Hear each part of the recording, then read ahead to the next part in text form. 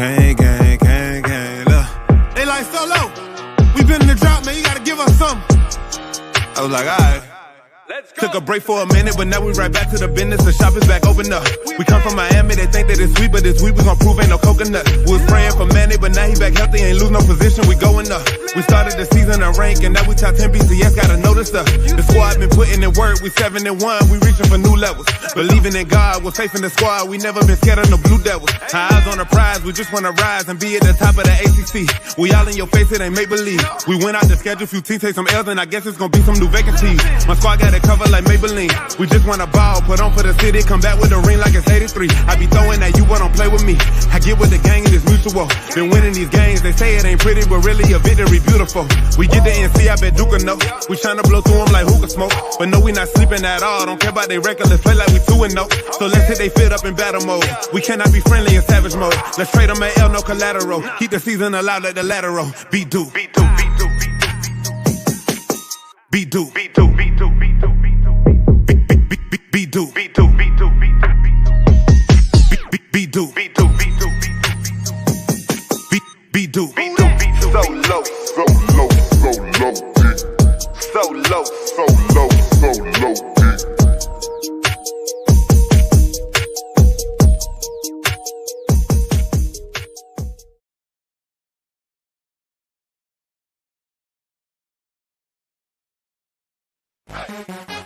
Welcome to Coach Hayes Football Live.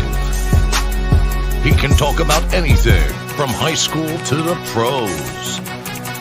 This guy knows the game, so you better not be half-stepping. I can guarantee you most of the audience is going to agree with me before they agree with you. Strap in, because Coach Hayes is about to crack your cranium and fertilize your brain. Go ahead and right here, right now. Subscribe now and check out CoachHayesFootball.com. Hey, man. All I'm going to say is C-A-N-E-S. Canes. Straight domination, man. Listen, this is what I want to see. This is what I've been asking for. This is what I've been wanting. Thank you, man. Thank you for Manny Diaz. Thank you so much for my early Christmas gift. I appreciate it. Let me go ahead and get into this thing, man. All right, because I know we got a fight to watch too. You know, some people like to throw them hands too. So with all that being said, let's jump into it. If you are on Facebook, do me a favor. Start a watch party, pass that thing on, hit that subscribe button. If you're on YouTube, share out the link, put it in the group chat, wake your grandma up. I know she's been asleep since 7:30. The Canes won. Wake up. Say, let's go, baby. It's Cane time. You understand what I'm saying? So with all that being said, let me know real quick in the comment section if everything sounds good, looks good, and we're going to jump straight into this thing, man. All right. Let me see here real quick. We jumping. Hey, y'all got to forgive me, too. I'm going to say this. Man, you see my eye red? I'm so fired up. I'm eating my food. Got a little hot sauce on it. Had some on my finger when it touched my eye. From tears of joy, man, and my jaw gone right now. So I'm one-eyed Jack right now, man. Y'all forgive me, man. I'm looking crazy. I was on that cane juice, too, and I'm good to go. So with all that being said, man, we finna get this thing going. We finna make this thing happen. Real quick, finna bring in my boy V12 in the crib, man. V12, what's up, man? Talk to us. Dun, dun, dun, dun, dun, dun, dun, dun, dun, dun, dun. The Undertaker. Bring the urn for Duke. We got the urn for Duke. Hey, we live, Coach. That's what I'm talking about. Defense put a foot, and you say in their tail, and they told us to, okay, Hayes, shut up. What's B12, shut up.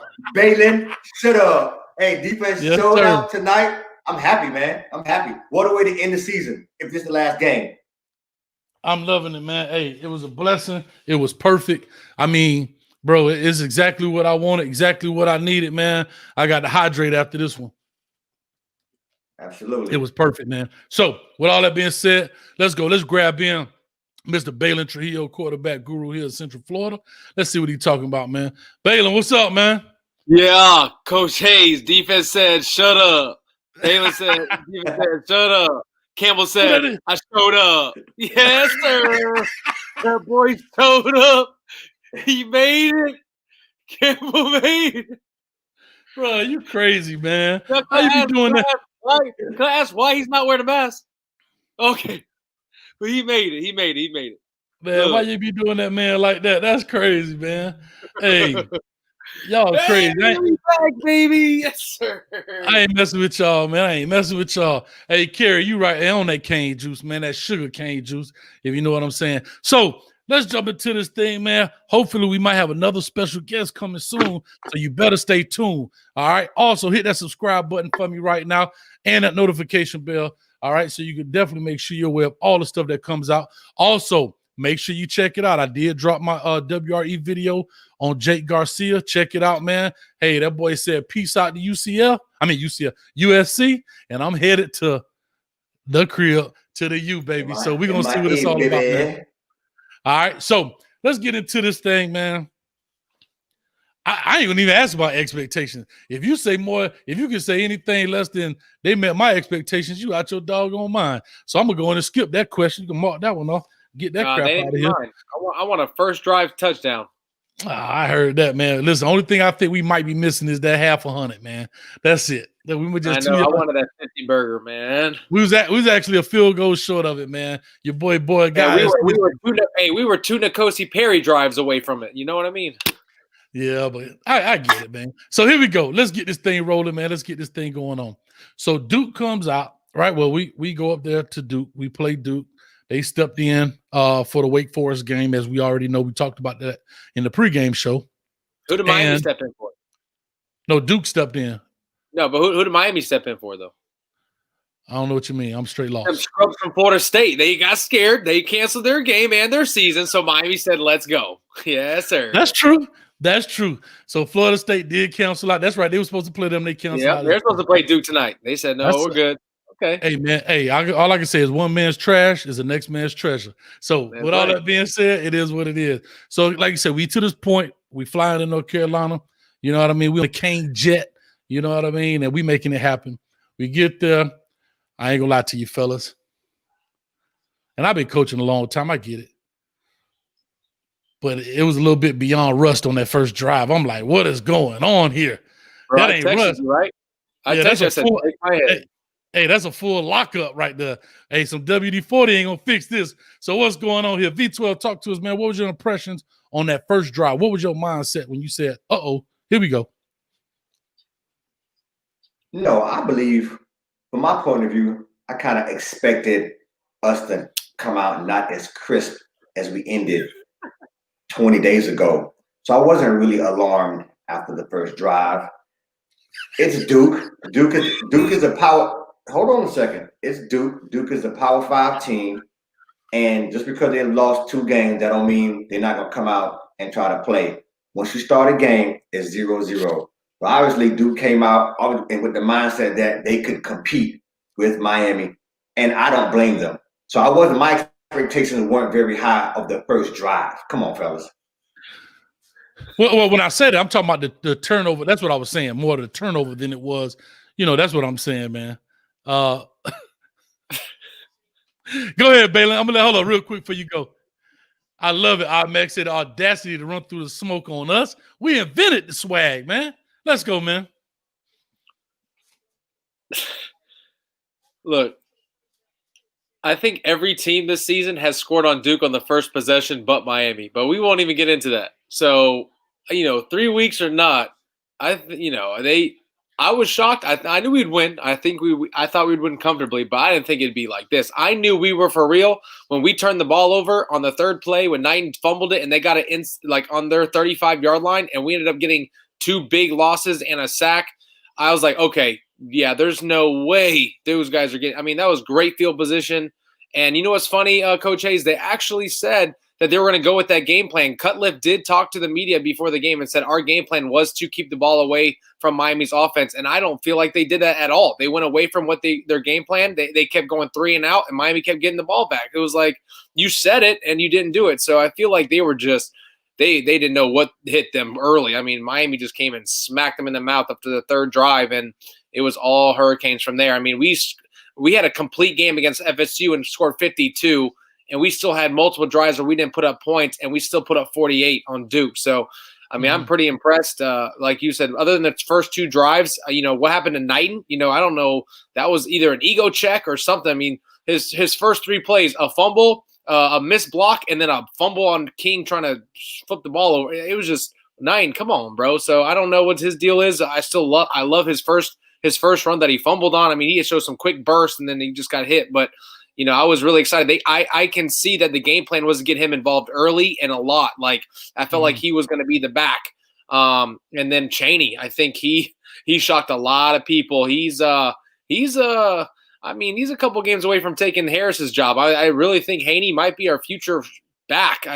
Or Chaney, sorry. I think he's special. So overall, great. I can't, both sides of the ball. Bolden finally showed up. That was great. And I think Phillips just solidified himself as a first-round draft pick. Easily, man. So here's my take on it. And like I said, it wasn't a panic. Like I never was worried that we were going to lose the game. But to come out and fumble on the 3rd play, I'm saying. No, I was worried. I really wasn't. My thing was, okay, we fumble the ball. They may get an easy 7 out of this, and then we just take over. I get it. But I just didn't even want them to do that. And the way the defense came and stepped up, man, like I said, didn't even give them that chance, was awesome. So I was never in a position like, oh, man, y'all, we finna lose the game. No, it was never that. It was like, you just don't want that to happen. That's really what it was all about. It wasn't about, oh, this is bad. Oh, we look terrible. No, it was like, oh, come on, guys. Yeah, we rusty, but we can't fumble the football. You know what I'm saying? We may miss a hole. We may miss a block, but we can't get the ball up. All right? And so that's all I was saying. So now we come out. That's part of the rush too, though. Not getting hit, not having any contact. So, when Knighton got hit, that's part of the rush. So he hadn't been hit in 20 days. So to my point, it's a fumble, and we all spotted Duke points. So it wasn't like we expected us to shut them out. So if they even go and score 7 points, we all spotted Duke at least 15 to 20 some points in this game. We all spotted some points. So it wasn't a big deal. He fumbled, but I want him to go down the field and score a touchdown like most we all do, but that's not how it happened. And we were a little bit rusty coming out, It was just a momentum.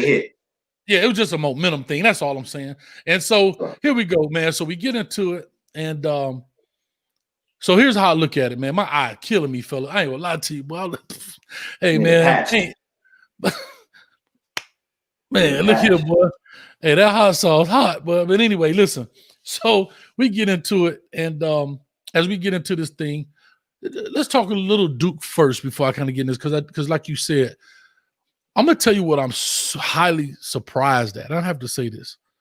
And we were talking just real quick right before the show, Balin, before we started, was for Cutcliffe to be the guy he is, the kind of coach he is, and for this quarterback, in which he didn't do tonight, which actually had a pretty, can't say it, it wasn't good.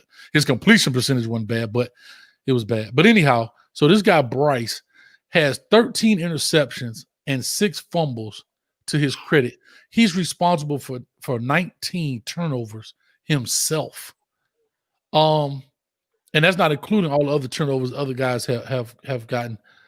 And I'm saying to myself, what is wrong, bro? I know they had some bad issues COVID-wise and a lot of things or whatever the case may be. But this dude was 20 for 25 for 94 yards. Now, what were y'all throwing? Just bubble screen. Everything was short, nothing big. You know what I mean? And you're a quarterback guy. Talk to us a little bit. What happens in that from a coaching standpoint, from a guy like Cutcliffe, from who's had a Peyton Manning to Daniel Jones and all those guys, to you now have this guy who's a senior. Well, here's I'm actually really shocked. I thought Bryce would have a phenomenal year. He was behind, Trevor Lawrence for 3 years and got to really learn the system from Dabo Swinney. And he had success when he came in. He actually is 1-0 as a starter at Clemson in the game that, was actually, no, he's 1-1. They did lose to Pittsburgh, the one game that they lost that 1 year.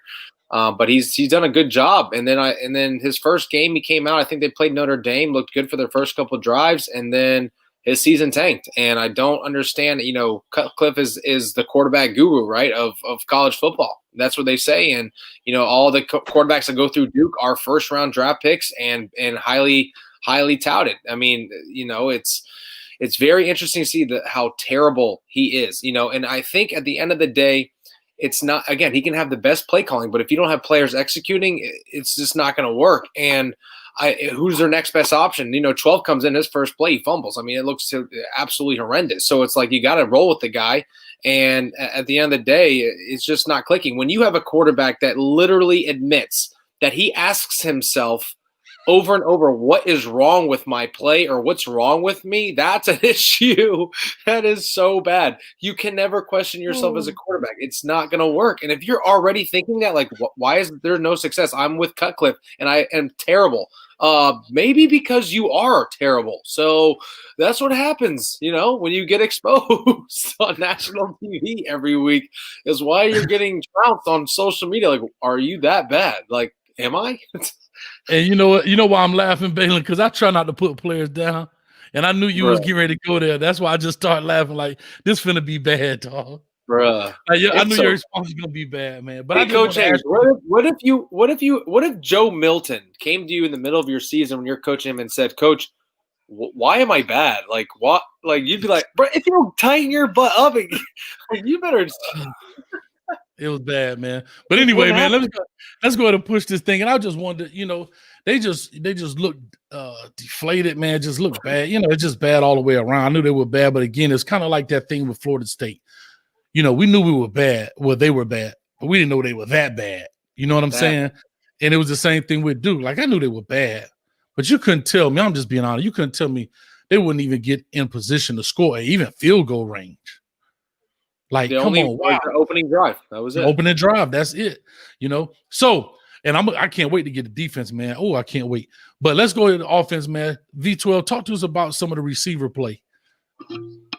Well, the receivers didn't have to really do much, but our boy Brevin came back, started off.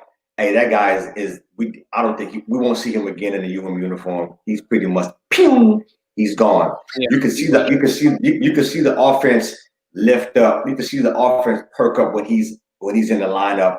And so the receiver play, it was decent today. Harley had 2 receptions for pretty much close to 100 yards and a touchdown. D. Wiggins got a touchdown. Then you have Brevin, who had a touchdown as well. And then I think Chaney came in the passing game. They had about 4 receptions for about 80-something yards. So the receiving game looked really good today. We didn't really need to depend on them as much. But, of course, the tight ends looked good. And De'Aaron King, flat out, accurate balls, dropping them over the top. And so he played a phenomenal game as well. So from the offensive perspective, I don't even think De'Aaron King was really pressured during the whole game, to be honest with you. Maybe a couple times. He pretty much dictated what he needed to. Rhett Lashley did mix the plays up. I like the play calling. He had a lot of different movements and a lot of different he had the 2 twin stacks on the end in which they totally blew the coverage, and Harley went straight down the field, and he put it on the fingertips, and it was 6. He raced down the field. So from an offensive perspective, this is probably one of the most rounded games they played. To Balin's point, Cam showed up. He probably wasn't going to be the featured back, but when Knighton went out, Cam did show up. He showed up like he did in the first game, some shifty moves, got into the end zone a couple times, and close to 100 yards. So I can't complain about the offense. I thought the offense went well, did well, except for the first drive and the tournament we had. The offense played lights out. Yeah, I have to agree with that, because as I look at it, it wasn't lopsided in my eyes. It was an even kill, right? So they had 300 yards passing, 304 passing, and 220 rushing, right? Which is not bad, knowing that that's a passing style offense. I'll take that. I really wish Cam could have broke the 100 mark. He was only 4 yards short, but it is what it is. You just like to have that. And I'm gonna say this about Cam that I really enjoyed, the fact that he needed this. You can say what people can say what they want about him. I still think he's a good back. You're going to need him. He's a hard runner. He's the biggest guy we have so far as the hard yards. He does run the ball hard. I think it was a lot of frustration in him, but I'm glad this happened to him because he needed it. Sometimes players need that just to get that burst, especially going into a UNC next week. So I'm glad that happened. I hope that sparked a little fire under him, and so forth and so on. Let's talk about this from the passing standpoint. When we talk about De'Aaron King, he was 16 of 24 for 248, 3 touchdowns. How do you look at that Baylor at 16 of 24. So he missed a total of 8 of his passes. I think he played near perfect. I think he did have a couple missed throws, a couple deep balls in the end zone he missed out on. But other than that, I think overall he never put the ball in any type of harm's way. He never put it in any position to be intercepted. I think our third down was a lot better this game. And he looks so extremely accurate throwing down the field. I mean, the shot that he threw to Harley for a touchdown was great. There was a dig that he threw earlier in the game that was like on the money. A couple slant routes that were dropped that were right on the money. Like, I think he's literally in a zone where I have not seen many 5'9" quarterbacks be that consistent and accurate, in a big time environment at a big time program. So, D'Eriq King is the guy, so you can't ask for any better, honestly. I mean, 328? I mean, 3 touchdowns, no interceptions, 8 missed balls. I mean, unbelievable. I mean, you can't argue for that. 248. For 248. And here's my deal, right? And I've said this in previous show. For a guy like you said that's listed, I think 5'10", is probably 5'9", 1 inch with 1 inch cleats. All right, what's going on? That's super loud, whatever that is. Okay, so here we go. So for a guy that's 6'5", or whatever the case may be, his best balls are through the middle of the field to me, man. His best balls for me are, and I always said that, we talked about it last week, that he can erase all that noise, all the arms and the bodies moving, and he can get down there and throw that ball in the middle of the field. I think that's his best ball, the middle of the field balls, man. Between the hashes, throwing those balls, he does a great job with that. Let me do this, man. We got a guest here. I know a lot of people, we talked about him earlier. I'm going to bring him on. He just jumped on. He hit me up and say, Coach, hit me up. So without further ado, for those that's on here, we're going to welcome the wholesome one. What's up, man? What's good, family? How y'all doing today, man? I'm pretty good, man. Let me do a quick introduction. My man at the top, that's V12. He a Patriot, too. You understand what I'm saying? Hey, where you at? All right. Wholesome one. And then Balin Trujillo, quarterback coach here in Central Florida. Man, coach together and everything. This is the wholesome one. This is who I was talking about earlier. Man, we had a great show on Thursday, man. So you just want to jump in and kind of give his thoughts on the show. And so, you're more than welcome, like I said. So we definitely going to turn this thing up, man. And for everybody that's out there, like I said, if you are a subscriber to me and not to him, shame on you. Get over there and subscribe to him, man. So let's make this thing happen. I don't know if you heard. I just saw you jump in, so I'm not sure how much you heard of the show. But we were just kind of talking about the offense in general, Holson. What were your thoughts real quick? Oh, man, see, the crazy part about it is I do work at a club at nights. So whenever we have night games, I don't get a chance to watch them all. But tonight I made sure I had the phone propped up at the bottom of the bar over there. And every time I look over, I'm like, wait, okay, we scored again. All right. You say you want a Long Island? I look down, hey, 14, 20, 28. I mean, we was just rolling, man. So, and then, I'm not a stats guy. I have more of an in-depth view once I sit down and get the in-depth film review and able to really watch it. But based on the stats that I see, the way that D'Eriq King played, and to see D. Wiggs get a touchdown, to see Harley hit him in stride. I mean, that's the biggest thing I've been talking about, is how we are taught, especially, I can only speak in Dade County, can't speak nothing about Broward, don't rock with Broward, I can only speak about Dade. Throwing it over the shoulder, throwing it out there in front of them, and let us go get it. Coach, I'm finna go get that thing. That's how we talk in Dade County. So I see the way it's thrown out in front of our wide receivers. I know they're going to go get it. They're going to catch it in stride. So I like the way that we're starting to incorporate that in. And, once Coach Likens is able to really build these young men up at the wide receiver core and how he wants them to catch balls, how he wants them to play, I think it's going to go to a whole different level. But I do like what I'm seeing so far, man. And I was happy to see the outcome. But even bigger than that, the goose egg for me, defensively. We ain't going to get into that too soon. I know you want me to talk offense, but for someone like we're going to get into it. Man, I'm happy to share the screen with, of course, you, Coach Hayes, but V12 and Trujillo. I've been watching y'all as a group for weeks. So to be able to be on the screen with y'all, man, what a blessing, man. I'm happy to be here. I appreciate it, man. All right, so let me get into this. Go ahead. V, you stuck. Your screen stuck. Your screen got stuck. your reputation precedes you. We've never met. Oh, okay, go ahead. Oh man, my dog, you got to boost mobile or something, but that thing messed Can you up. hear me? We're gonna get you to come out. Nah, you stuck, man. You Whatever stuck. you are saying, thank you. It sounds like you're giving me some love, so I'm telling you thank you, fam. It's kind of bad anyway because okay. it's not. It's No, I'm just saying that the screen is kind of out. Yeah. So real quick, looks like V12 needs to win a couple more predictions to fix that. Hey, problem. bro, hey, I need y'all to hit that doggone donation button. Let's get my dog off that Cricket Mobile, man. We got to hook him up, man. Mobile. All right, here we go. So here we go. I don't know what's going on, but anyway, I'm gonna push this thing, and he'll definitely get a chance to come on, man. So here we are, man. So we were talking about offense. We were talking about the chemistry. I thought they looked extremely composed as a unit.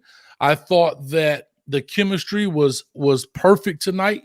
Everybody was in sync. The routes were in sync. Like you said, throwing that ball over that shoulder right in stride was perfect. It wasn't thrown too hard, too short. It just caught him in stride as if you were just playing on air, man. That was a great deal tonight through De'Aaron King. And from the running game, like I said, they got it in there. They mixed it up. You had some lightning and thunder in there with Chaney and Harris. Knighton only got 2 carries, and one of those were a fumble.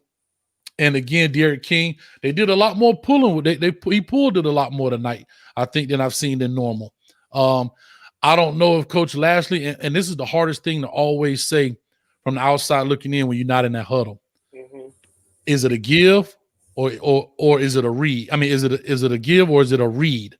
Because sometimes it's play calling. I'm telling you, it may look like a zone read, but I'm telling you to give that ball, or I'm telling you to keep that ball, or I'm telling you it's up to you. It's your choice, meaning based on the read that you get.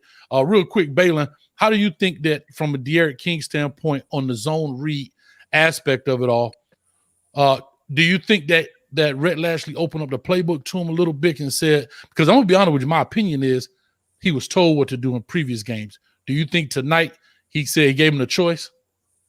Yeah, I mean, I think De'Aaron King's a veteran, and he knows the offense well enough to let him decide whether he pulls it, throws it. I mean, there's little key things in RPO that make it very easy for a quarterback to understand where he's throwing the ball or if he's handing it off. One is numbers in the box.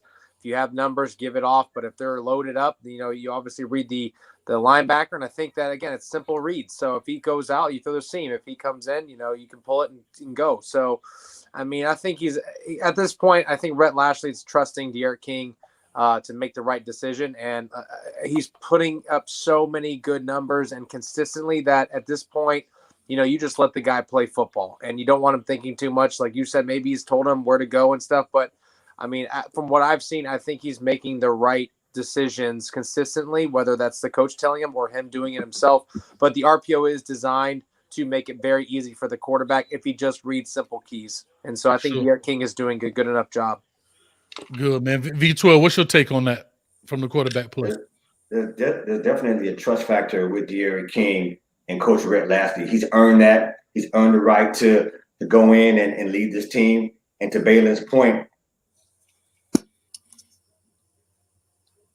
dang, my dog on the road again. Hey, my dog going again. He's an experienced quarterback. This is dang. Seems like the only one that took an L tonight is V12 on the phone. Let's pour out a little for my homie, man. He out of that, man. Hey, man. No, you was stuck, dog. We ain't hear nothing you said. You was stuck the whole time. Say it again. What I was saying was De'Aaron King has earned. I'm not sure what's going on with the internet tonight. If it's, hey, I'm gonna use your excuse to storming outside like I do in Orlando sometime when they went out, Coach. You understand? He's stuck again, dog. My dog. But anyway, man, look at it. You should screenshot this. That's hilarious. Yeah, we're gonna push forward, man. If anybody got the phone, just screenshot that thing and send it to me. I'll send it to him. But anyway, real quick, man. So you take your spot, Holson. What were your thoughts from a quarterback? Well, I don't know how much you really saw of it, but because I know you were working, but just from him getting a chance to pull it when he needed to. Well, that's one of the things that, because I mean, for all three of us on the panel that's coached, I don't know if V12 has had any chance to coach. One of the biggest things, man, is the film aspect. And I of course, I could only go off of the TV issued film. But man, you get that all 22, you see that early on, De'Aaron King was having an issue with read options. Right. And you also saw that Clemson, what they would do is just slam their D in and pull a linebacker around and force him. You know, they dictated to him on those options. So it's really nice to see some of the snaps that I did see. He's willing to pull it, but he's also not just making it calculated to where you're like, okay, well, he gave two, he's going to pull a third one. Or, all right, well, the game is getting real tight. He's going to try to take over the football game, so we know he's going to pull. He's starting to get away from that. And, you know, I've never played QB in a game that matters, but I will say this much. Having time to just sit and go over things mentally, basically having 2 back-to-back bye weeks probably did so much for the communication and the chemistry to where it was all just like this, where they were Zooming because a couple of them, you know, it couldn't be there because of the COVID issues. So they were able to just talk everything out and walk everything through a lot more instead of just forcing to go on and not be able to have everything down packed. Instead of just going on to the next thing, they made sure we understood the offense up until this point, man. So from what I've seen, the chemistry was really good. And the flow and the rhythm. I mean, it was even nice to see Big 55 out there doing his thing. I heard that. Especially, man, because I definitely root for Navon. Really close with his family, so I root for Navon big time.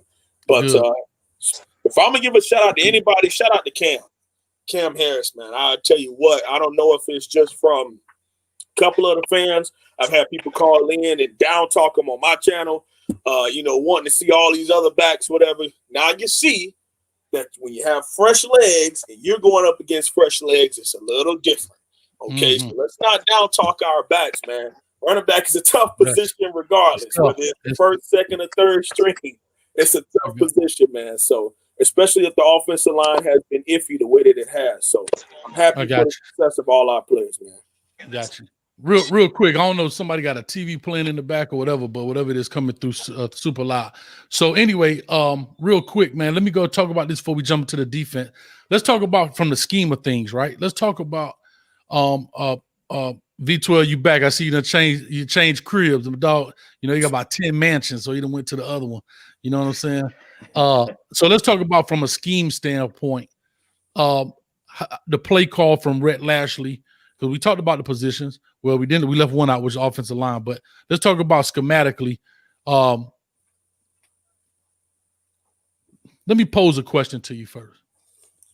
Was Duke that bad we could have called anything, or was the play calling that good? Really? Yeah, Duke is pretty bad. Duke is horrendous and horrifying. So you answered my question. Didn't matter what we called. Duke versus Florida State would have been the matchup of the. I promise you, that game would have been 70-75. I'm with you, Bailey, but hold on. My question is, I want V12 to answer, so then I could go ahead. Go ahead, V12. I want to ask a question. Yeah, Duke is pretty bad. However, Duke is still a Power 5 team. There are a lot of 2-7 teams that play well, and when they play well at home, and when Miami comes into time, Ben has said this, you have as well, Coach, we often play down to our competition. So Duke is bad. Everything didn't work all the time, but it was a combination of both for me. So again, Duke is bad, but Rhett Lashley did mix it up. Rhett Lashley did put some wrinkles in. No one pretty much probably didn't scheme for Brevin Jordan coming back and playing well tonight. And De'Aaron King spread the ball around like Russell Wilson. A couple different receivers, running backs, and he played well. He hit 7 different. Yes, so he hit 7 different receivers tonight. I need you to say that part one more time. Miami playing down to level of competition. Because I don't know if some of y'all. And I say that every single week, man. But you got to be able to see when the pastor say certain things, everybody say, "Amen." You know, the crowd get a little wild when we wake up. And then when the pastor say the right thing and the crowd don't get up, he say, "Y'all don't know when to shout." So I need you to say that one more time, because I don't think they know when to shout. Yeah, Miami is normally plays down to the competition, and today they did not do that. And today, Rhett Lashley elevated his game, elevated his play calling. So it was the perfect mesh, a perfect storm tonight for Miami to go in there and really, really play well and show why we were the number 9, number 10 team in the land. No matter what you rank, ask BYU, right? They were calling, they don't want none of this. Coastal Carolina, Balin. So whoever we're calling BYU and the Kings, absolutely horrifying. But what I'm saying to you is, Coastal Carolina. Hold on, guy. I gotta say this, guy. Hold on. One thing about it, this ain't Oprah. We ain't got that kind of microphone. Everybody got to talk at once, because when you talk over, the computer trying to catch you, so we got to let them kind of go one at a time. Guys. Go for it, V12. Finish your point. Okay. My point is, it's well established that Duke is bad. However, Balin, Duke, they've competed in a lot of games this year.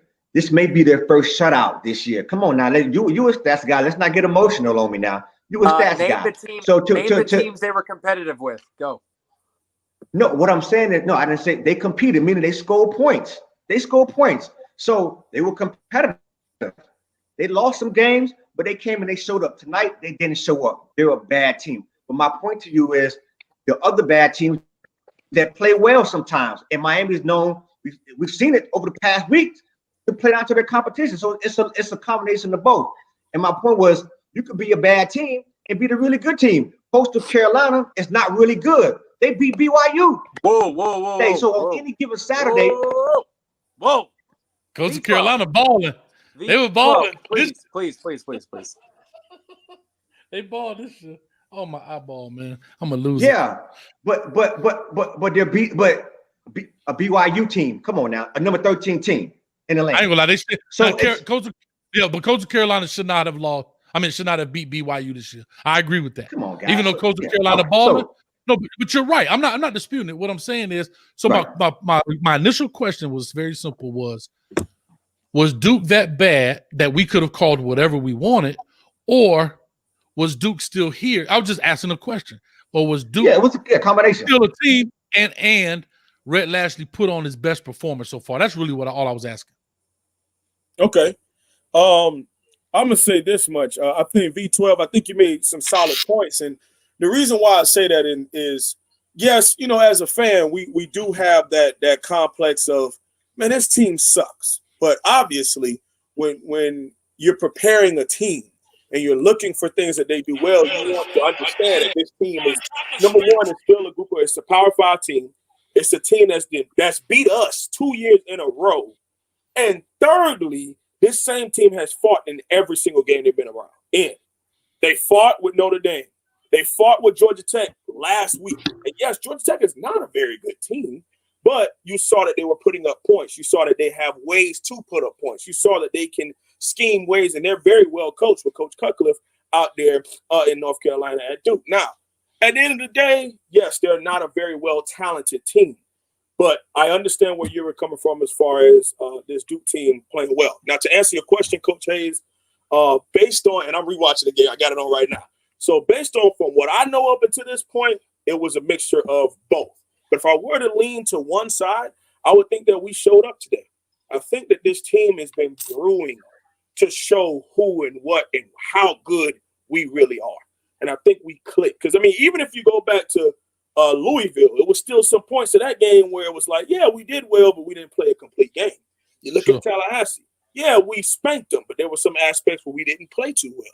So it was nice to see it all kind of come together this game. So I think it's a little bit more of 60-40, leaning to we played pretty well, and 40% being that Duke is a bad team.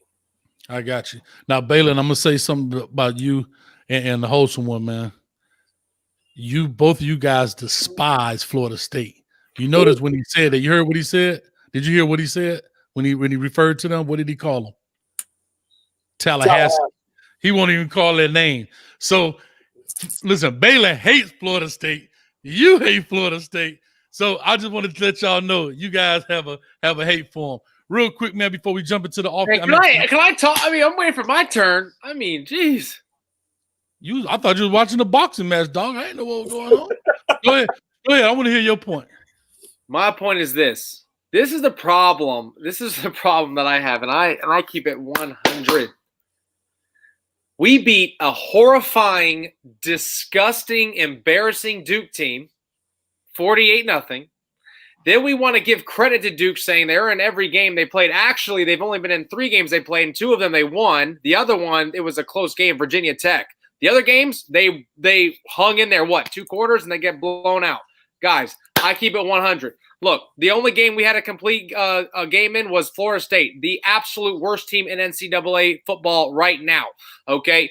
We looked complete, and what did we do on the show? Wow, we have a great offensive coordinator. Wow, we put it together. Wow, we just completely embarrassed Florida State. The next week, we play Virginia, looked like we shouldn't even be on the freaking football field. And our offensive calling is we're questioning it again. Guys, at the end of the day, in that same Florida State team that we completely embarrassed beat UNC. Like, let's not try to, give us all this hype. Guys, look, I love today. Today was a phenomenal day, but Duke is that bad. I think we've seen a little bit of better wrinkles in our offense. I don't think we're there yet with our offensive play calling. If we do the same thing next week against UNC, now we're for real. But until that happens, yeah, like I told Hayes, hey, it was a great game. I had no stress. We were enjoying it from start to finish, except for that first drive where I was like, uh-oh, here we go. But other than that, it was a complete game. But Duke is just that. They lead the NCAA in turnovers. They showed it tonight. We had 4. I mean, unbelievable. They are just horrendous. So that tells you where they're at. So my question to you is, because I'm not sure of your answer, was the play calling that good or was Duke that bad? Dude, I've said it. They are horrifying, disgusting, embarrassing. So it didn't matter what we call. I think we kept it basic tonight. Nothing really spectacular, and we shredded them. Okay, I just want to make sure we on that page. I just want to make sure I got an answer. All right, real quick, man. He got his chance. You know how it is. I got to do this. Chug Mo Beer in the building with the $20. I appreciate you. Hello, Coach Hayes, Wholesome One, V12, and Trujillo. Great show, Coach, and it's great to be a Miami Hurricane. Let's go, Canes. One game at a time. It's all about the you. And, sir, yes, it is. You already know it, and it's all about you, man. I appreciate you. Like I say, any donation does help this program, and it helps put better production. So hold tight.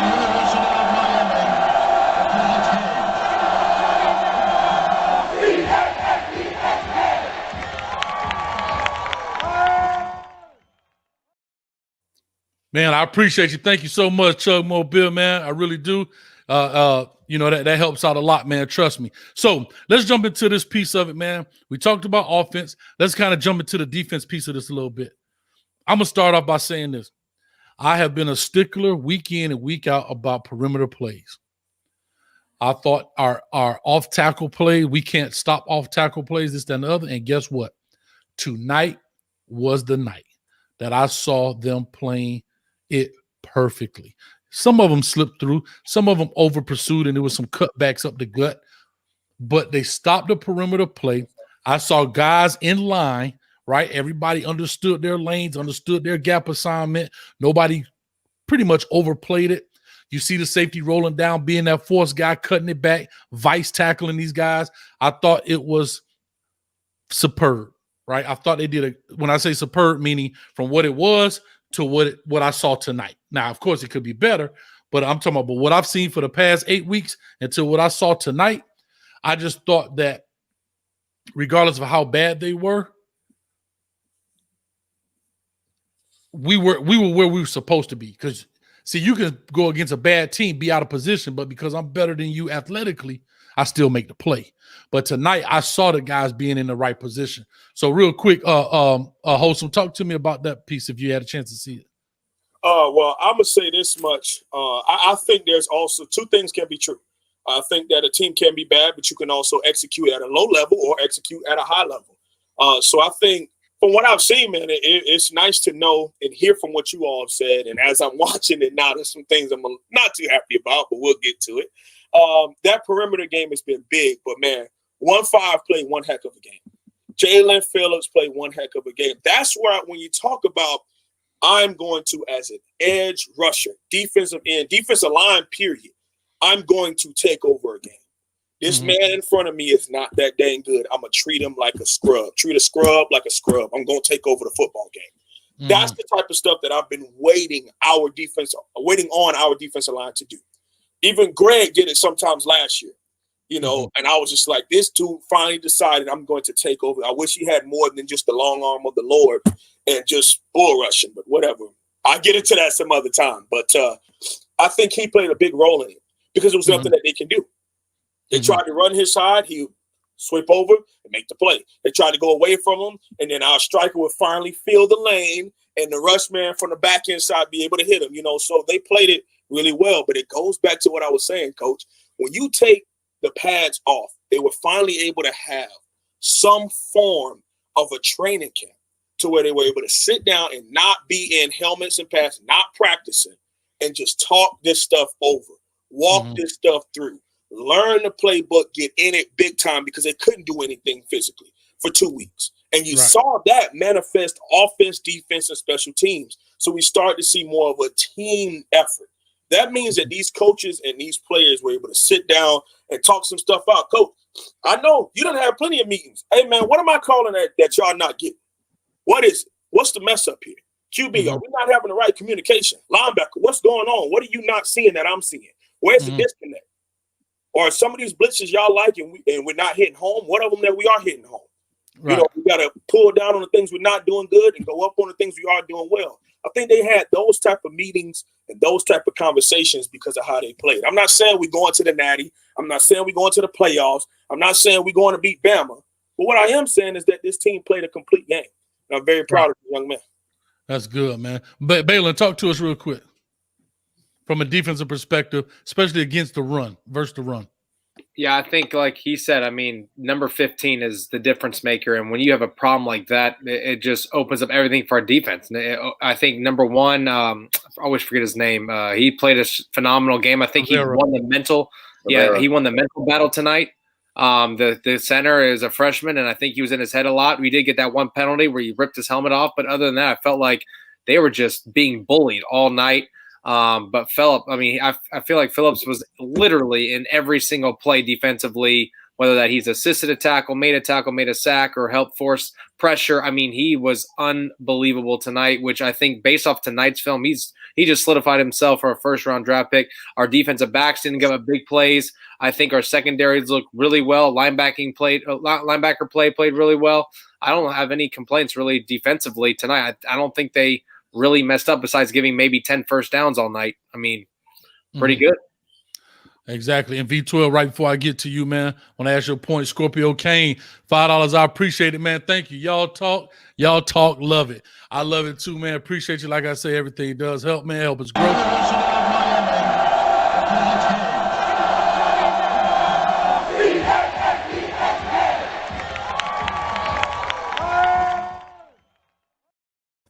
So again, back to the action, man. Like I said, when those guys do that, I want to give them their love right then because they gave me their love right then. So with all that being said, V12, from the run game perspective, how do you think Miami's, because that was a big issue we had, how do you think Miami's run game or run stopping abilities help this win tonight?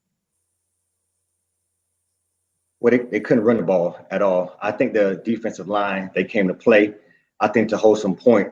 When you get a chance for the defense to kind of take a step back without the pads, it does give them a chance to gel, just to kind of take a look and spend time in the film room. I heard a lot of the guys say earlier, especially Jalen Phillips, he said that what he did during his time away from the team was to sit down and watch a lot of film and contact his buddies on the D-line and talk to them about, you know, reads that they missed or they weren't able to make. So for this team to sit back and get a chance to just, you know, take a breath of fresh air and gel, I think the defensive line played very, very well. I think they came out very, very hungry, and it really elevated their game tonight. And to their credit, they control the line of scrimmage. They control the line of scrimmage. Hands down, they control the line of scrimmage, and thus, you know, Duke's lack of rushing yards and goose egg lack of points because they really contained. We had a problem on the edge. The edge was contained. The perimeter was contained this whole entire time. So, I mean, kudos to the defensive line. They came to play tonight. No ifs, ands, or maybes about that. Correct, man. And I'm going to tell you something else I saw. I saw guys flying to the ball. I saw guys getting to the football. And here's one big misconception about football a lot of people don't realize on defense. Well, a lot of people don't, and I'm saying this, we're talking about run game, but I'm talking about the coverage. a lot of people don't realize that the coverage predicates your run stopping stuff, right? Yep. And a lot of people don't understand. A lot of people think it's just D-line and linebackers. But the coverage is what helps get that 8th man in the box, that 9th man to the ball. You understand? And tonight, I saw him with the 2 high. We used to call it rock and roll. Whichever side the play went to, that safety rock down, the other one get back to the middle of the field. Come on, speak that talk, Coach. Vice rock versa. And roll coverage. I've been waiting on that all year long. Can I get some rock and roll, please? That's it. You know what I mean? So we used to get into that where you see once that play goes away, that play side safety comes down. He sets the edge, backside safety is a post ball player. Not to get too coachy, but I'm just saying we didn't see that before. We saw a lot of guys out of position. Another thing I saw is that your slot or nickelback players who are playing the slot guys were understanding playing outside leverage of the number 2 and forcing that ball back inside to the 9 guys inside. And that's, I ain't gonna lie to you, tonight's defense schematically was very different than what I've been seeing for the past 8 weeks. And I really enjoyed it, man. I think that's when I put that hot sauce in my doggone eye. And so I say all that to say, I hope they continue that, even though we're in, they got 2 games left. But I hope in my heart of hearts, they continue that. I think the guys played extremely well. They knew where everybody was. I see people communicating. I see my man pointing. I see all of that stuff. And that has nothing to do with how bad Duke was. That had to do how well you knew what you were supposed to do, right? And so I hope this carries over to the UNC game. Definitely. Real quick, man. Coach. Yeah, real quick. I want to say this. Oh, and here's my thing about Jaden Phillips that I wanted to say earlier, because I know we talked about it earlier in the pregame, Balin. This is the guy I wanted to see against UAB. That's why I kept saying, like, where is he at? Where is he at? But I understand he had the injury. He was off. But this is when we put him on that pedestal. You got to live up to that pedestal. And that's all I was saying. And he is living up to it as of today. But at that time, that's why I always brought up when I asked that question in our earlier episodes, like week 1, 2, and 3. Hey, man, what's 15 really doing, man? The dude got 1 tackle here. But now this dude, he is everywhere. And like I said, you don't always have to make the tackle to make the play. And people don't realize that all the time, man. So let's talk a little bit from a DB perspective, because we know we had trouble with that. Because here's the deal, even though it wasn't a lot, he still was 20 for 25. Balin, talk to us a little bit from a DB standpoint. I know you're tough on our DBs. Blaze didn't play tonight, so you were happy about that, but talk to us. Which is exactly why they look phenomenal. Straight up. They did not give up the big play. They made tackles. They no missed tackle. I'm telling you right now, that was our best defensive backfield performance this season. Better than Florida State. I'm telling you right now. And Al Blades is a big reason why that happened, because he didn't show up on the flight. I'm telling you right now, they looked real good. Bolden, he did not miss any tackles. I still love 23, which is, again, taking your boy's spot for good, I think. I just think Al Blades just lost his job and his ego. Good. I give him an A performance today. V12. Oh, V12. Shout out to Marcus Clark, Orlando guy. Got a pick in the 4th quarter. Great job, man. I don't really feel a second. Although they did play okay, they played fairly well. They weren't really tested. I think the defensive line controlled the Duke's offense and neutralized Duke's offense. That the offense was pretty much ineffective. I don't even remember the quarterback throwing the ball 40, 50 yards down the field. So he did a lot of slants, a lot of swing passes, a lot of hitch passes, and that's why his completion percentage was pretty much high. I'm not sure if he threw a pass over 40 yards the entire game. So kudos to the defensive line for kind of protecting those guys in the secondary. The quarterback didn't have any time. He put the ball on the ground so much, the receiver didn't have any time to get down the field. So although they played well, I don't believe they were tested. I think they'll be tested next week against North Carolina, and then we'll see. Exactly, man. Real quick, Balin, to give you Dave Soldier said, my man Balin, he ain't lying though. I know you like that, man. So real quick, let's talk about. Oh, go ahead. I'm sorry, Holson, I left you off of there. Go for it. No, you good, family. You good. Oh man, Balin, man, I tell you this much, family. I'm gonna tell you. I've been watching for so long that I was just waiting on you to get on 7, man. I know you don't you love him as a person, you love his legacy. You know, people may get that construed and mixed up, man. You don't dislike the young man by any means, but his style of play you're not a fan of. So hey, I'm glad I'm a fan of the show so that I know and I can interpret what you're saying the right way. Because you cutthroat with it, dog. Cutthroat. I'm go ahead. What'd you say? No, I'm just saying, like you said, I mean, if he's living his dad's shadow, and I think we put a lot of hype into that, and I just don't think he's that good at cover. I mean, I just don't. Okay, that's fine. I mean, he's a strong safety being forced to play corner, but that's on Mark Richt. I could be here for hours and break down how that man put our program behind depth chart wise. But you know, we all could talk about that. I'll get to the question, family. Man, I tell you what, the edge rush and having great defensive line play. In a snippet of it we saw in 2017, and even to a smaller degree and lesser degree in 2016, when we had that unit up front that was a solid 2 deep. When that happens, it dictates to the rest of the defense. And when both of them are playing well like we did tonight, because when they were tested, they showed up. So you do bring up a great point, V12, that they were not really tested like that because 15-1 was just taking over the game. The QB had no time to throw the ball. It was nice to do that to somebody else for once because it always happens to us. You know, we be on Derrick King. This man got 0.3 of a second to make a play.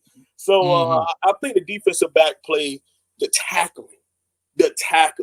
Oh, look at Bailey going in on Rick, man. I tell you, tackling. Anybody that studies this game at the level, even if it's a small level, to the nth degree, the highest level, tackling is not only is it non-negotiable, it just has to be something that you do. It's not a question of it. When you wake up, you brush your teeth, right? If you're in fitness, you get you a little shake, get you some water in your system, take your vitamins. It's just what you do. You don't think about it and say, well, how am I going to brush my teeth today? It's just what you do. When you play defense, you have to just tackle. Everybody, defensive line all the way to free safety, we have to tackle. And to hear and to see how well, especially with 21, when he's been in a little bit of a slump, I don't know what was going on with him and 26. They've been really in a slump when it comes to bringing men down in open space. And to see the way that they played tonight, they hit the X button and held it down instead of tapping square and diving at ankles. They brought them down. They slowed themselves down. They got that near hip. They wrapped and they brought them down to the ground. So you know that this is something we went over for 2 weeks, and they brought what was happening on Greentree to the field, and that's all you can ask players to do. It's whatever we going over as much as we can. I need you to translate that to the football field. So it's great to see that it happened tonight. Gotcha, man. So here's my thing. Like I said, from a defensive standpoint, we about to wrap it up here in a little bit. I know we want to see them people throw hands. They still fighting, Baylor? All right. I know that's what he's watching. So here's the deal. Yeah. If I plug up one more monitor in the house, I might catch 5. Man, I got all type of stuff going on. So here's the deal. Like you said, I really enjoyed watching the defense. Not one time did I say, I was actually watching and studying. And the biggest thing was, it wasn't a lot of one-on-one tackling. If it was, as soon as he tackled him, it was 3 or 4 white jerseys flying to that ball. And that's the biggest deal when it comes to football. You got to be able to get to the football, and that's something we didn't see previously. I just being honest. We see somebody there thinking, oh, yeah, my homeboy got to tackle. You got to get to the ball, man. All right, real quick, man. I know my dog V12 be having his chunk. I don't know where he left his chunk at. I thought he might have had it around his neck, especially this is the most we done had all season, 5 turnovers. You know what I mean? Talk to us about turnovers, V12, man. How did that work out for us in the sense of, because like I say, every turnover takes a possession away from we gains a possession for us and we take one away from them. So talk to us about turnovers and how integral that was, how important that was to this victory. That's what we've been missing the past few weeks, has been the turnover. And you can see what the defense is able to do when they can stop someone, when they can take the ball away from an opponent. The turnovers were huge, although a lot of them were turnovers that probably could have been avoided by the quarterback. But to Balin's point, he's turnover prone. He's been putting the ball on the ground all season. So in a sense, that was to be expected.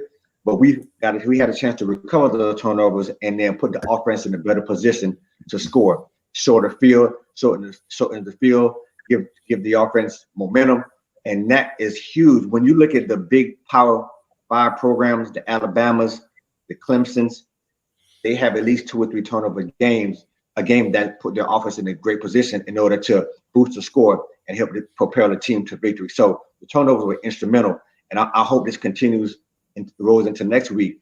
Stripping at the ball, to your point, they're stripping at the ball, the gang tackling, and that goes a long way in winning in a team sport such as football and in winning games. Exactly, man. Because I always talk about, I don't even like calling them turnovers, because turnover is something they give us. Takeaway is something different. We took 5 away. Turnover is what we gave them that third play of the game, mishandling of the ball. They didn't have anything. We gave it away. So that's a turnover. Takeaway is we putting that helmet on the ball. We stripping at the ball. We created it. You know what I mean? So Balin, talk to us real quick from a turnover standpoint, because I know it was important, but I know that, talk to us, how does that affect the offense, putting them in that kind of position? Yeah, there was one point in the game where we literally had a 14-point swing because we had just scored and we kicked it off. They fumbled and we scored again. Like, that was a big momentum swing. I mean, it just brings a lot of momentum. It's like when the offense is clicking, defense usually clicks, and then vice versa. You feed off each other, right? So especially in a game like this where you're just superior. So it just makes you even, go that extra and not play to your opponent's standard or level, right? So as we always talk about. So, I mean, obviously we said in the pregame show that Duke is number 1 in ACC of takeaways or giving the ball away, and they clearly showed it tonight. 4 turnovers. I don't think we've had a game like that in a long time where we've actually taken the ball away or at least 4 turnovers where we brought the chain 4 different times. So it was really cool to see that, but it was almost expected. Again, I want to see this same type of performance next week against North Carolina. Like, you start doing that, that's when you know you're the real deal. But again, we did what we talked about.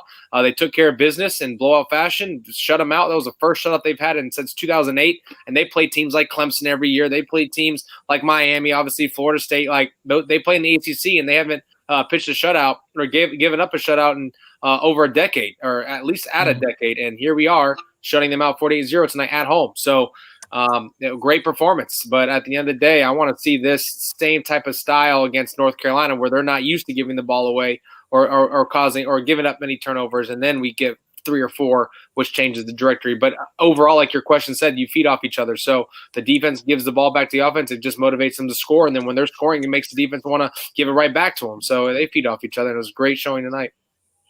Definitely, man. And so I'm going to ask this question real quick. I'm going to piggyback right on you quick, Balin, and I'm going to jump to you, V12. N'Kosi Perry. So what y'all think about N'Kosi Perry's play?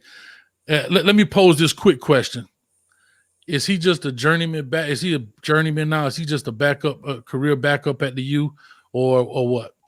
Well, what I tell you in the pregame, we were breaking down the quarterbacks when we talked about Jake Garcia potentially signing with Miami, and I pretty much told you he's a clipboard guy. He is all in for the U, and he will be a clipboard guy next year. He has no intentions, at least from what I've seen, to even compete for the starting job in the near future.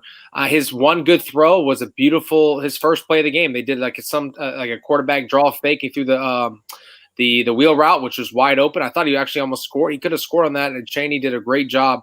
But other than that, you saw exactly who he was. I mean, and 2 plays later, he wants to scramble behind 20 yards, like just throw the ball away. And then the very next play or the next drive on 3rd and 5, you throw it right in the dirt on a rollout. Like, come on. Like Kosi, I know you're rusty, you haven't played in a while, but at the end of the day, that usually you have no pressure. You go into a game like that. Now your juices are flowing. You want to prove yourself, and this is what you put out. They got to the point where they had to put the other guy in, the 3rd string guy, which was a shocking call to see who they put out there.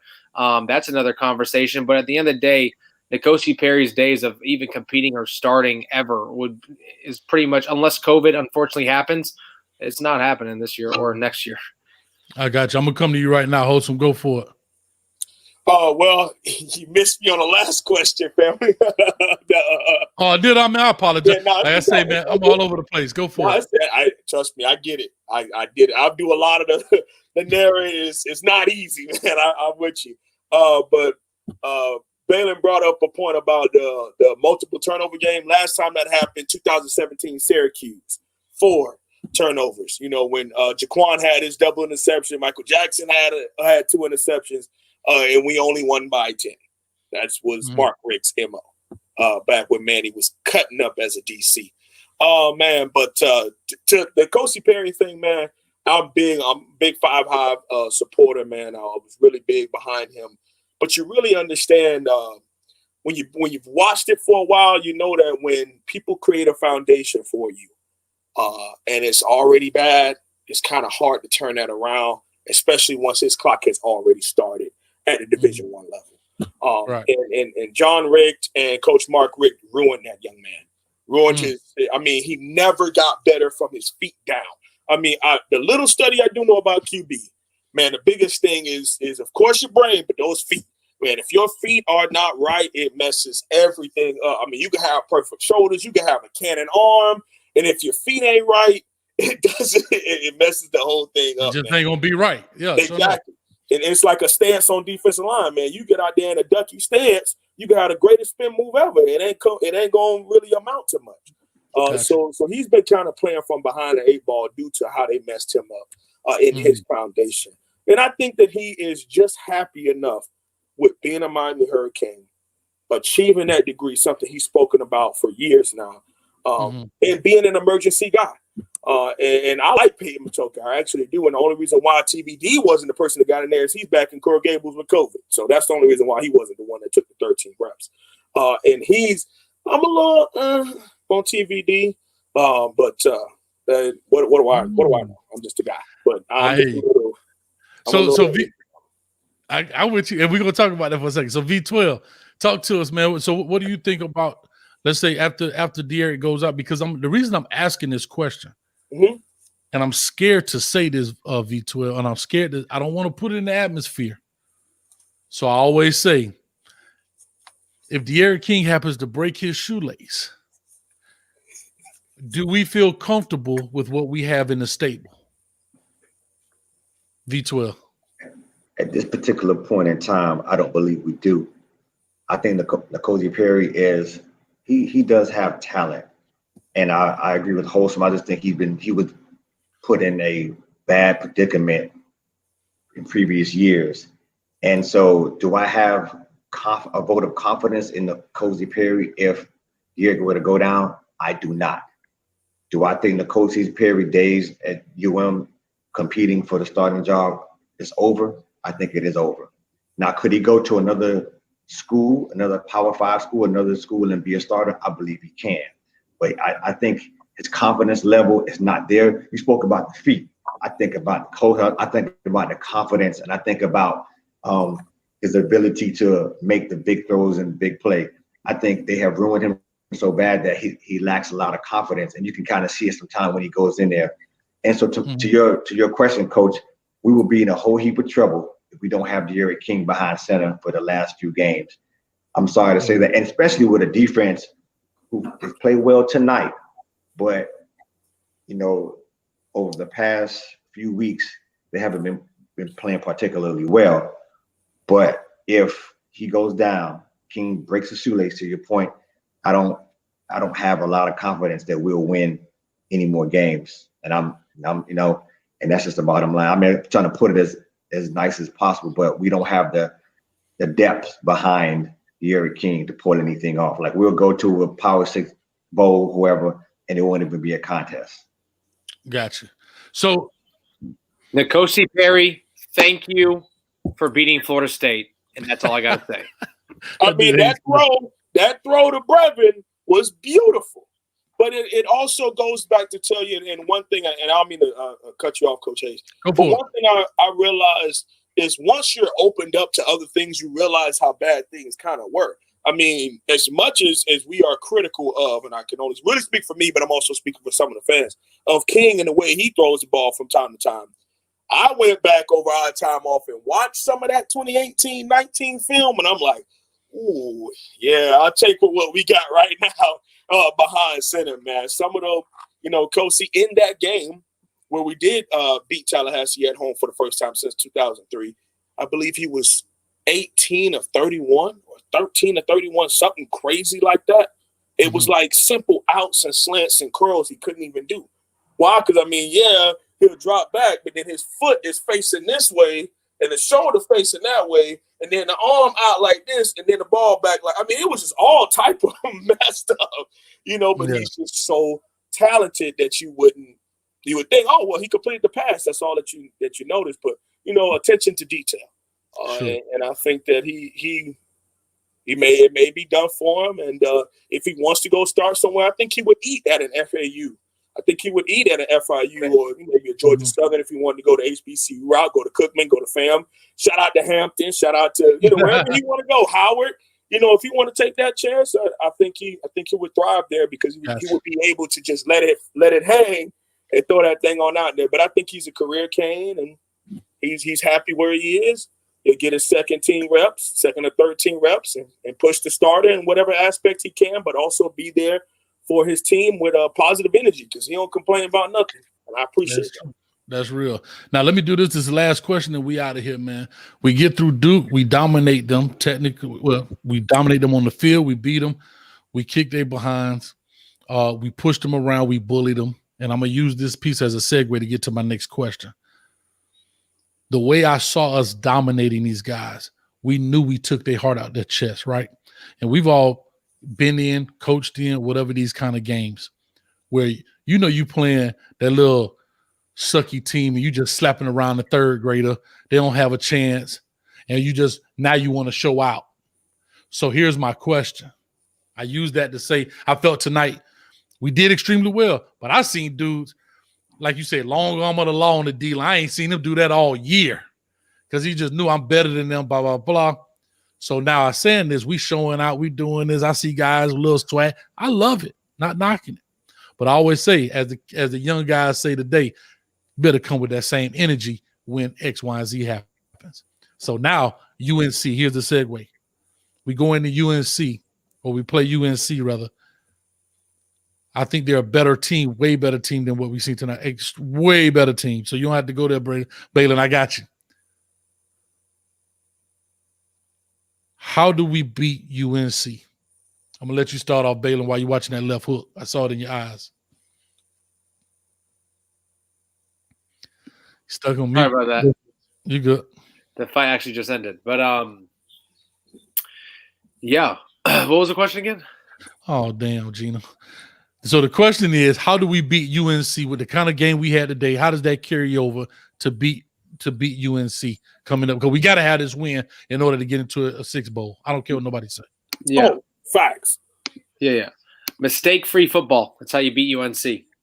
You make mistake-free. You cannot lose a turnover battle. That's something that we did last year, and we lost to UNC in a game that, you know, came down to the last second. Sam Howell threw a beautiful corner route that, you know, it's tough to make as a freshman. But yeah, UNC ain't no joke. They just won today 49-9. They're clicking on all cylinders offensively as well. Arguably the best, if not number 3 quarterback in the entire ACC as of right now, statistically wise. You know, it's going to be a good fight. But I think we beat UNC. Obviously, no turning the ball over. A run game. Again, we have to establish a good run game. But it's at the end of the day, it's going to go based off our DBs. And if Al Blades is on the field, you might see 7 being attacked a lot. But other than that, this is a time where we feed off this momentum with our defense and how we played in the secondary and keep the defensive front. We got to win in the trenches. I mean, it's pretty much at all cylinders. We got to win because next week is a big time game because North Carolina is no joke. They, you know, at one point this season, they were ranked number 5 in the country. Yes, it was pretty much overrated, but those guys are pretty good. So it'll be interesting. We also are going to go all black. I think we're going to finally release our night uniform, which will be prime time. I don't be surprised if we're not game day next week. So it'll be interesting. You know what I mean? So, but no turnovers. All right. V12, talk to me, baby. We have to unleash their offensive firepower. We have to score points. I think it's going to be a shootout. It'll be possibly a shootout game. I don't know if our defense will be able to hold them scoreless or hold them in the 14s or 20s. So the offense has to score a lot of points. Of course, mistake-free football, but we have to put up a lot of points on the board. We have to score at least 35 to 40 points to win this game against UNC. They're a pretty solid team, solid coach team. They can be beat. We saw Florida State had the blueprint. They've lost a couple games, I believe. So if we watch some film and if the coaching staff schemes very well, we can beat UNC. Wholesome, go for it. Oh, man. Well, I tell you this much. Not only is it going to be a shootout, it's a race to 42.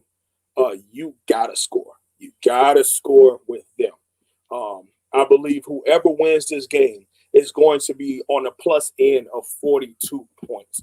And yes, I mean that we're going to give up 4-5 touchdowns. Absolutely. But I think something that we also have to understand is I think these young men know enough not to start smelling themselves, because I think they saw how teams were catching up to us, because I think we did get a little cocky. And I think we got that way, especially with Vatech and that 1 point loss. It was like, all right, a couple of our starters realized they got to get back and get things right mentally, physically, whatever, to be prepared and to have that attention to detail to succeed, man. I tell you what, I just watched 44 fill a gap on 2nd and 1. I ain't seen that since Denzel Perryman was here with 52. That's nice. That's nice right there. I mean, 55 was horrible. I mean, listen, whoever want to come at me about Shaq Quarterman 55, 56, bad. Anyway, beating UNC, I think we're going to have to play our best game. We're going to have to play our best game. When I watched that film versus NC State a couple weeks ago, number one, it was a rivalry game. But it also was, two kind of firepower offenses. And this was when NC State's starting QB was still in. This was the game he got hurt. So it was back and forth. And then when he got hurt, they kind of pulled away. But they are they live off the big play too. If you really watch them by any chance, you'll see they'll have a bunch of like 7-8 play drives where they'll do a couple plays, get a first down, and then they'll hit you deep down the field. Right. So if we can be able to sustain some drives too, but also we got to start making some big plays. I think that's been our problem for years at Miami. I want to say about 15 years. We live off of the big play. It wasn't how we schemed it. It wasn't how we made sure, we got down here methodically. It was like, Duke bust open in a 70-yarder. Philip Dorsett, we caught him on a 68-yard bomb. Allen Hurns made somebody miss. We ended up scoring. That's how we kind of played football for the last 15 years, man. So I think we got to have a real sense of attention to detail and the communication in the secondary. It's great to see it showed up tonight, but that wasn't as good as a team, and our D-line was showing up. The pass rush and the communication in the secondary is going to be key. And not only that, man, catching the ball hasn't been a problem the last couple of weeks. I hope that issue does not rear its ugly head again for the rest of the season. We got to bring in that football.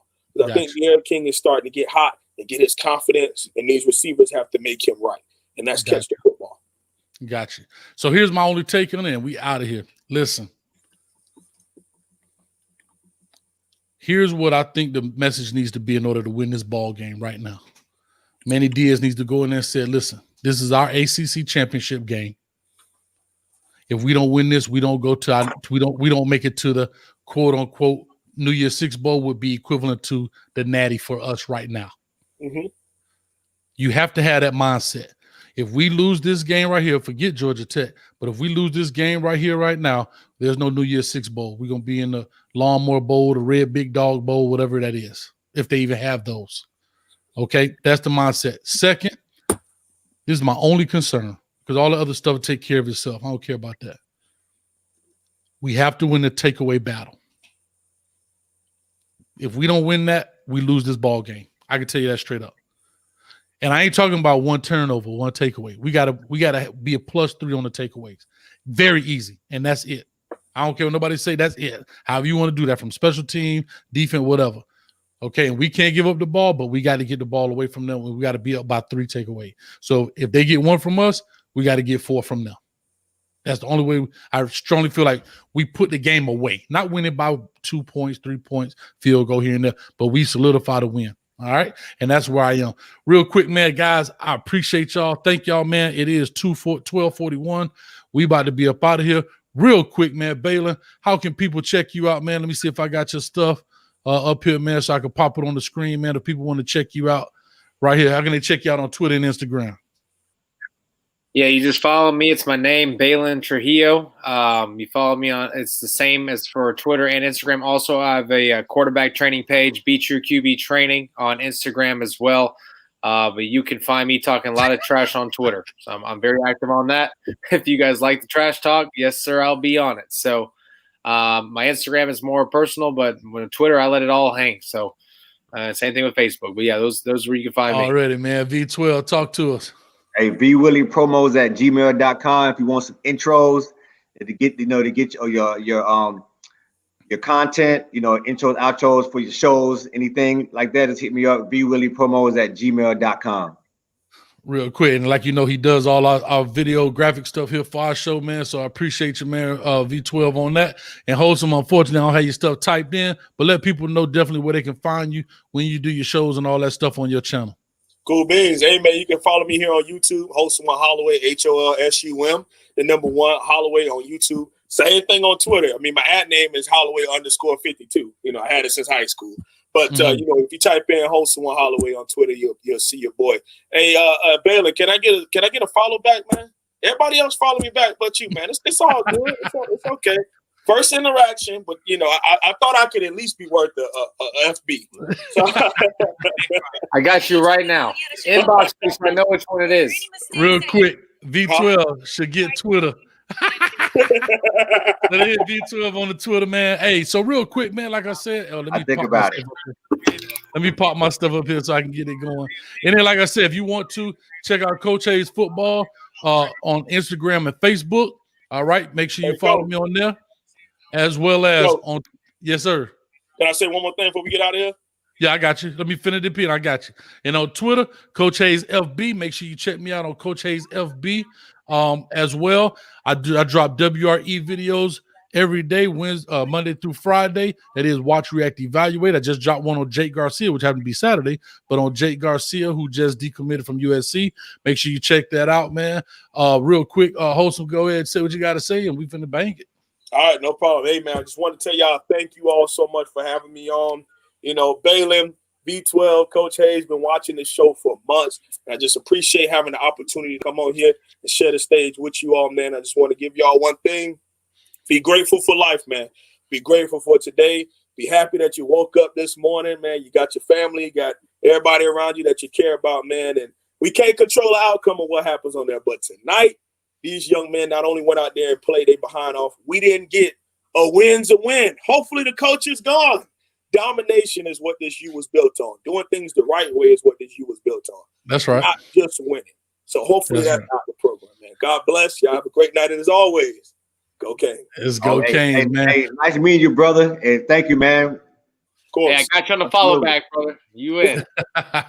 Hey, and real quick, Wholesome, you doing your show Monday, right? So we good for Monday? We doing the show. You're going to be right here with That's what I'm saying. Yes, so I'll be there Monday, 8 o'clock, right? Yes, sir. 8 p.m. Eastern Standard Time. Monday, 8 p.m. Eastern Standard Time. Make sure you follow them. Get on there, man. And then Thursday, me and Hayes will break down Jake Garcia after he commits. Yeah. Okay, yeah, we'll check it out. All right, let's do it. Let's set it up, man. So with all that being said, we out of here. Thank you so much, man. Kane Gang is in the building. I'm finna put on my man Solo D. Y'all please check out the young brother. Hit the subscribe button on him. I've seen people put on, man, I like that music.